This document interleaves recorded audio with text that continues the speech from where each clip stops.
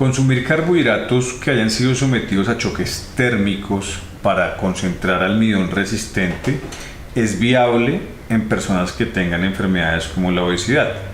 Diferente cuando la persona está consumiendo alimentos fríos y cree que con eso puede revertir o tratar una condición como la obesidad.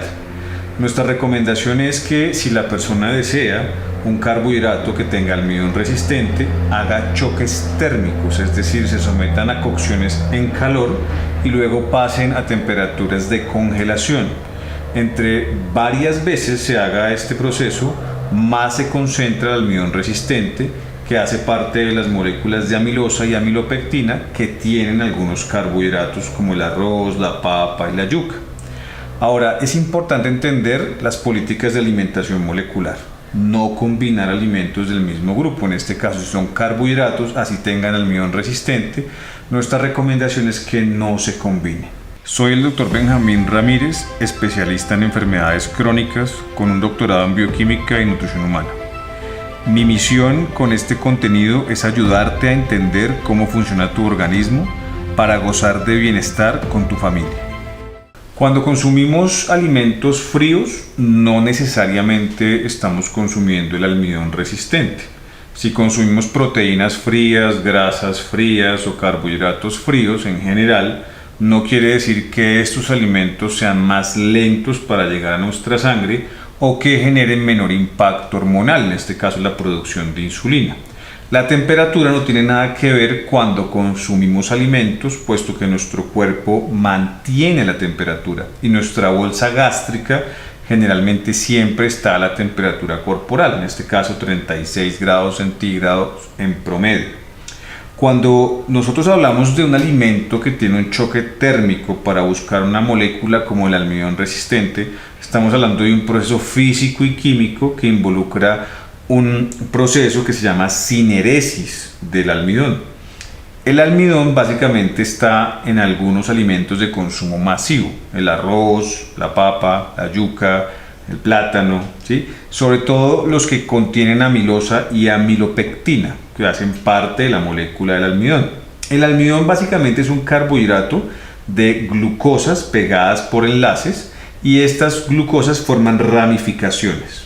Cuando esta ramificación es sometida a un proceso de cocción en calor, por ejemplo cuando cocinamos el arroz, lo que hace esta molécula es hidratarse, es decir, adquiere agua y se llena, por eso el grano crece y eso es lo que hace que adquiera tamaño.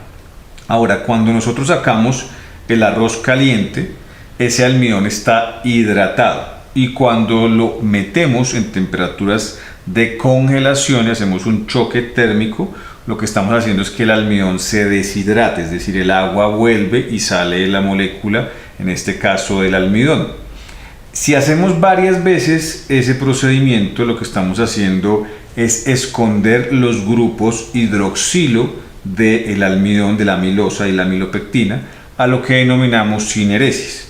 Entre varias veces hagamos ese procedimiento, esto hace que se esconda esa molécula, esa sustancia, y cuando nosotros vamos a consumir el alimento, nuestro cuerpo no puede digerirlo, no puede hidrolizarlo. Entonces hablamos de un almidón resistente a la digestión humana, es decir, que nuestro intestino delgado no va a poder llevar a cabo el proceso físico y químico que permite que podamos sacar esas glucosas de esa molécula de almidón.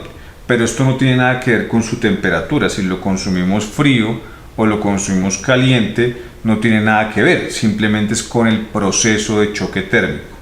¿Cuántas veces es necesario hacer un choque térmico en un alimento como el arroz para obtener el almidón resistente?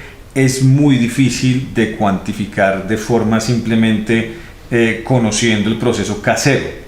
Si lo hiciéramos a través de procesos de laboratorio, podríamos determinar 4 tipos de almidón resistente: RS1, RS2, RS3 y RS4. El RS4 solamente es obtenido por laboratorio. Los demás, de R1 a RS3, sí lo podemos obtener en casa, pero se requiere, en este caso, temperaturas de cocción controladas y de congelación controladas. Es decir, si nosotros cocinamos el arroz, lo ideal sería bajo presión. en una olla a presión. Sacarlo de la olla a presión, llevarlo a congelación. Volver a hacer el procedimiento olla a presión, volver a hacer el procedimiento congelación. En ese caso ya tendríamos un almidón resistente tipo 1 y podríamos calentarlo para el consumo, no tendríamos que consumirlo frío. Lo mismo se puede hacer con la papa, con la yuca, con el plátano. Generalmente el plátano verde, el plátano que no ha madurado, es uno de los alimentos naturales que más tienen almidón resistente propio, es decir, que por su propio medio natural lo contiene, pero generalmente nosotros no lo consumimos de esa forma, simplemente lo sometemos a cocción, lo consumimos en una sopa, lo hacemos en una tostión, en un patacón, y ahí se pierde gran parte de ese almidón resistente. Y pues cuando lo combinamos con otro alimento carbohidratado, por ejemplo en una sopa como en un sancocho que hacemos en Colombia, que básicamente lleva papa, lleva yuca, lleva plátano, pues esa funcionalidad del almidón resistente no lo vamos a tener. Por eso nuestra recomendación dentro de la alimentación molecular es que así usted logra hacer los choques térmicos, cuente ese carbohidrato dentro del grupo molecular amarillo, no lo combine con otro, más bien agréguele a ese carbohidrato otras dos moléculas diferentes, una proteína y una grasa. Por ejemplo, puede ser un arroz de almidón resistente con un huevo, que puede ser una proteína de origen animal, y algo, por ejemplo, agregado como aguacate, en este caso de nuestro grupo azul. Ahí tenemos un plato muy bien armado, no necesariamente, como les reitero, debe ser consumido frío, puede ser caliente, pero previamente habiendo hecho los choques térmicos del arroz. Los choques térmicos no tienen esa misma funcionalidad sobre las moléculas de las proteínas y tampoco tienen esa funcionalidad sobre las moléculas de las grasas.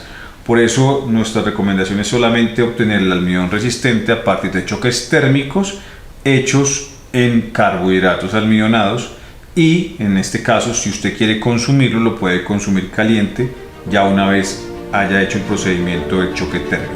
Aprende a usar las moléculas de los alimentos descargando nuestra guía de alimentación molecular en nuestro portal oficial.